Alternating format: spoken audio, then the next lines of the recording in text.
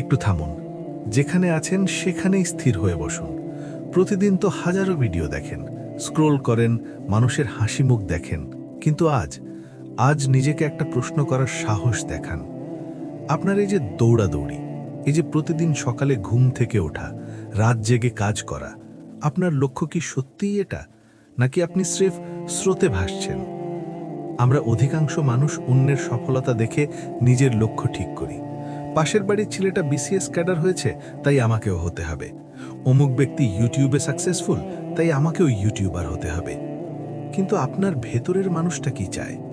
একবার নিজেকে প্রশ্ন করুন, আজ যদি আপনার কাছে অফুরন্ত টাকা থাকতো, তাহলেও কি আপনি এই কাজটাই করতেন যা এখন করছেন? লক্ষ্য মানে শুধু টাকা জমানো নয়, লক্ষ্য মানে এমন একটা কিছু তৈরি করা যা আপনার পরিচয় দেবে। আমরা অনেক সময় মোহকে লক্ষ্য ভেবে ভুল করি। দামি গাড়ি, সুন্দর বাড়ি, এগুলো লক্ষ্য নয়, এগুলো হলো লক্ষ্যের ফলাফল। আপনি যখন শুধু ফলাফলের পেছনে দৌড়ান, তখন পথটা আপনার কাছে বিরক্তিকর মনে হয়। কিন্তু আপনি যখন আপনার কাজ বা প্রক্রিয়াকে লক্ষ্য বানান, তখন কোনো বাধাই আপনাকে থামাতে পারে না। ইতিহাসের দিকে তাকান। থমাস আলভা এডিসন যদি শুধু টাকা কামানোর জন্য বাল্ব আবিষ্কার করতে চাইতেন, তবে প্রথম 10 বার ব্যর্থ হওয়ার পরেই তিনি হাল ছেড়ে দিতেন।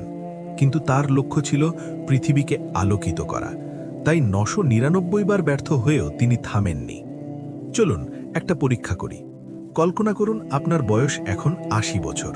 আপনি একটি ইজি চেয়ারে বসে আপনার ফেলে আসা জীবনের দিকে তাকাচ্ছেন। তখন কি আপনি নিজেকে বলতে পারবেন, আমি যা চেয়েছিলাম তাই করেছি? নাকি আফসোস করে বলবেন, ইস, যদি সেদিন সমাজ আর লোকলজ্জার ভয় না করে নিজের স্বপ্নটার পেছনে ছুটতাম? আফসোস নিয়ে মরার চেয়ে লড়াই করে মরা অনেক সম্মানের। আপনার লক্ষ্য কি এটা যে লোকে আপনাকে নিয়ে কি ভাববে, নাকি আপনার লক্ষ্য এটা যে আপনি পৃথিবীকে কি দিয়ে গেলেন? মনে রাখবেন, আপনার স্বপ্নটা আপনার, এটা বোঝার ক্ষমতা অন্য কারো নেই। তাই অন্য কেউ আপনার লক্ষ্য ঠিক করে দেওয়ার কে? যখনই আপনি বড় কিছু করতে চাইবেন, এই সমাজ আপনাকে টেনে ধরবে। আপনার কাছের মানুষরাই বলবে, হবে না, পারবি না, পাগলামি করিস না। আসলে তারা আপনাকে নয়, তারা আপনার সাহসকে ভয় পায়। কারণ আপনি যা করতে চাইছেন, তারা তা করার সাহস পায়নি। আপনার লক্ষ্য যদি হিমালয় জয় করা হয়, তবে রাস্তার ছোট ছোট নুড়ি পাথর দেখে ভয় পেলে চলবে না। মনে রাখবেন, the pain of discipline is far less than the pain of regret. অর্থাৎ শৃঙ্খলার কষ্ট অনুশোচনার কষ্টের চেয়ে অনেক কম। আজ নিজেকে কষ্ট দিন, কালকের দিনটা উজ্জ্বল করার জন্য। এখন সময় এসেছে সিদ্ধান্ত নেওয়ার। ভিডিওটি শেষ হওয়ার পর আবার সেই একই রুটিনে ফিরে যাবেন, নাকি আজ রাতে ঘুমানোর আগে ডায়েরিতে আপনার জীবনের আসল লক্ষ্যটা লিখবেন? লক্ষ্যটা ছোট হতে পারে, কিন্তু সেটা যেন আপনার নিজের হয়। বড় লক্ষ্য অর্জনের জন্য আজকেই সবচেয়ে ছোট পদক্ষেপটা নিন।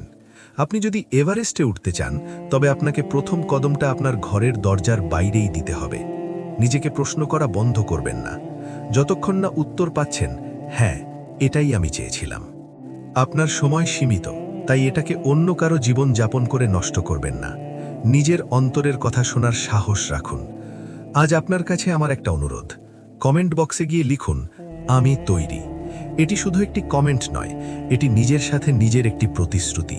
আমি জানতে চাই কতজন আজ থেকে নিজের লক্ষ্যের পথে যাত্রা শুরু করলেন।